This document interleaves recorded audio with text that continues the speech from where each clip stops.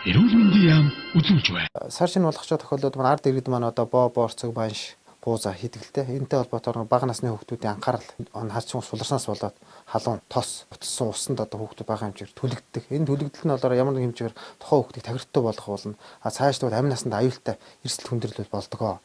Энээс ямар нэг хэмжээс анхаарал болгоомжтой аялаач. Ард иргэд маань тэр пишн сав халуун тоон дээр хийдэг бол бага насны хүүхдэд бол хол байлгах хэрэгтэй байна. Сар шинээр одоо ямар хэмжээр одоо ард иргэд чинь бүгдээрээ одоо ганц нэг хүнээр явахгүй олноороо хамаатан саадан ах トゥ хамаацаад нар явдаг.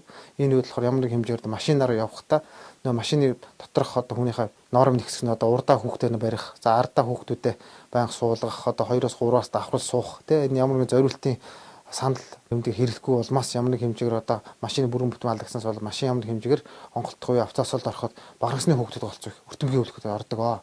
Сүү цагаан эдээ гэ монголчууд маань их ахиугаа хэрэглээд архины төрлийн юм одоо аль болох бага хэрэглэх хэрэг одоо санал болгож байна.